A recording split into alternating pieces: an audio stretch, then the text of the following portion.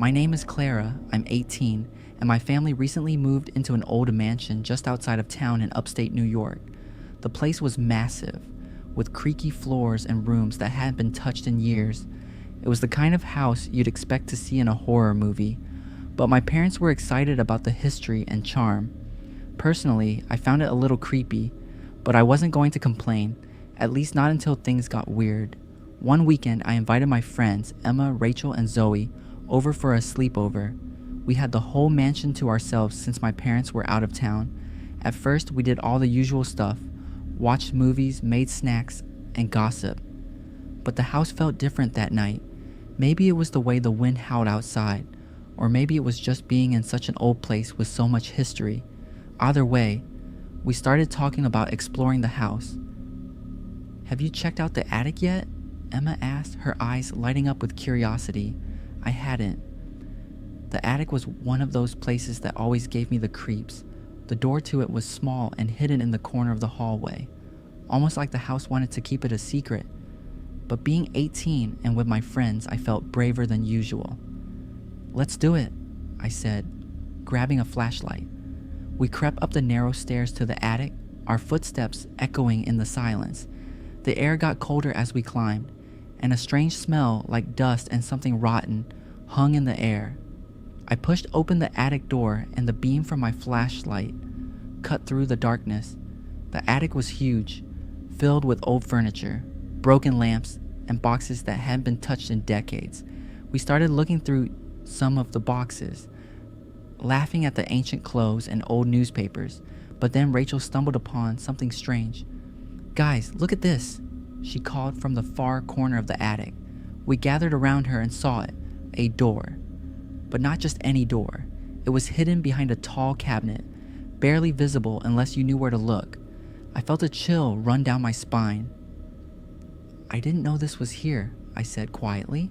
Without thinking twice, we pushed the cabinet aside and opened the door. Inside was a small room, and what we saw made my blood run cold. The walls were covered in photographs, hundreds of them, black and white photos of people. They looked like the previous owners of the house, but these weren't ordinary pictures. In every photo, the people looked terrified.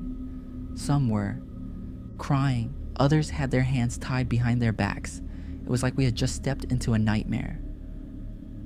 "What? What is this?"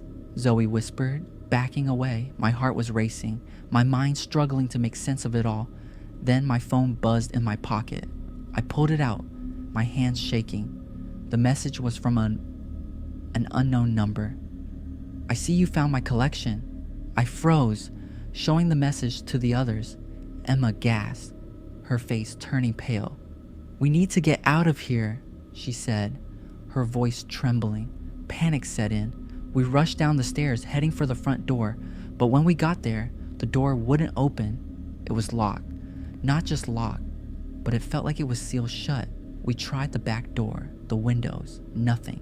We were trapped. "What's going on?" Rachel cried, tears filling her eyes. I pulled out my phone to call the police, but there was no signal. The house had us. I could feel it, like the walls were closing in. Desperate, I tried to calm everyone down, but I was just as scared as they were. Then Zoe spoke up, her voice shaky. "The previous owner, wasn't he some kind of collector? I remember reading about him. He disappeared years ago, but they never found out what happened to him." A sick feeling settled in my stomach. "A collector of what?" I asked, even though I already knew the answer. "People," Zoe said quietly. Suddenly, we heard footsteps. Slow, deliberate footsteps coming from upstairs. Someone was in the house with us. The lights flickered, and the air grew colder. We huddled together, too terrified to move. We managed to break a window in the kitchen, using a heavy metal candlestick. One by one, we crawled through the broken glass, cutting ourselves as we scrambled outside. We ran to the neighbor's house, pounding on the door until they let us in. The police arrived quickly after that. They searched the house and found the hidden room, just as we had left it. The photos, the messages, they were all real. But the person who sent that text, they never found him. Turns out the previous owner of the mansion was a serial killer. He used the house to trap his victims, taking photos of their final moments. And somehow, we had uncovered his secret. Even though we got out alive, that night changed everything. The house is still ours, but I can't bring myself to go back. Every time I think about that hidden room and those photos, I wonder who else might be watching, waiting for their next victim.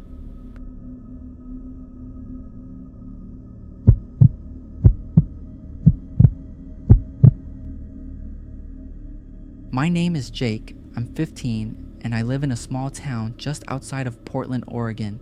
It's one of those places where everyone knows everyone, and it's usually quiet at night. But that night at Noah's house, things were different, way different. It was Friday, and Noah had invited me and a couple of other friends, Max and Liam, over for a sleepover. Noah's house was in a cul-de-sac, with neighbors always bustling around during the day. But that night, there was this eerie stillness. You know that kind of silence that makes your skin crawl? It felt like that. We were sitting in Noah's living room, playing video games, and joking about how dead the neighborhood felt. "It's like a ghost town out there," Max said, glancing out the window. Liam laughed, but I couldn't shake this weird feeling in my gut. It wasn't just the quiet. Something else was off. Earlier that week, Noah had mentioned that his neighbor Mrs. Langley had gone missing. She was a sweet older lady, always tending to her garden, and the idea of her just disappearing seemed unreal. Noah's parents were out of town, so it was just the four of us in the house. The atmosphere got heavier as the night wore on. Around 11 p.m. I got a text. I didn't recognize the number, but curiosity got the better of me, and I opened it. My heart skipped a beat. It was a picture of Mrs. Langley, her face pale and terrified, eyes wide like she had seen something horrible. The background was dark, but I could make out a small, cluttered room. "Guys, look at this," I whispered, showing them the photo. Noah's face went white. That's Mrs. Langley," he stammered. Max and Liam stared at the picture, speechless. I texted back, "Who is this?" but got no response. We all huddled together, our backs against the living room wall, whispering about what to do. Noah tried calling his parents, but there was no answer. Liam suggested calling the police, but Noah hesitated. What if it's a prank? What if we're overreacting? Just as he said that, another text buzzed on my phone. It was a single word: help. We couldn't ignore it anymore. We grabbed a flashlight and decided to check out Mrs. Langley's house, which was right next door. The house looked even more lifeless than the rest of the neighborhood. Her front yard, once perfectly kept, was overgrown, weeds sprouting everywhere. We walked around the back, trying to stay as quiet as possible. That's when we noticed something. There was a faint light coming from her basement window. "Noah, didn't you say her house was empty?" Max whispered. Noah nodded, but his expression said everything. We peered through the small basement window, and that's when we saw it, a small, dimly lit room with chains bolted to the wall, and there, sitting in the corner, was Mrs. Langley. My heart raced. "We need to get her out of there," I whispered. Noah, though visibly shaken, nodded in agreement. We were about to head for the front door when a shadow moved inside the house. We froze. Someone was in there. Panic washed over us, and we backed away, hiding behind the bushes. Suddenly, Noah's phone vibrated. A text, an unknown number, lit up his screen. "I see you." Every muscle in my body tensed. Whoever had sent those messages was watching us, and they knew we were outside. We sprinted back to Noah's house, locking the doors behind us, hearts pounding. We finally called the police, explaining what we had seen. While we waited, we gathered in Noah's bedroom, every creak of the house making us jump. The fear in the air was thick. None of us spoke. When the police finally arrived, it felt like hours had passed. We watched from Noah's window as they surrounded Mrs. Langley's house. They found her in that basement room, just like we had seen, but what they didn't tell us right away was who had put her there. Turns out it was one of Noah's neighbors, Mr. Pierce.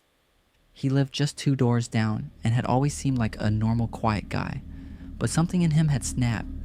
He had been watching Mrs. Langley for weeks, waiting for the right moment to take her, and the worst part, he had been monitoring Noah's house during the sleepover, making sure no one would suspect a thing. The police arrested him, and Mrs. Langley was taken to the hospital, but after that night, nothing felt the same in our neighborhood.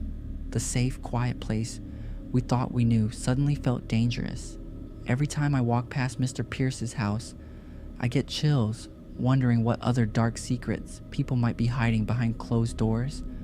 Noah's sleepovers? Yeah, we haven't had one since.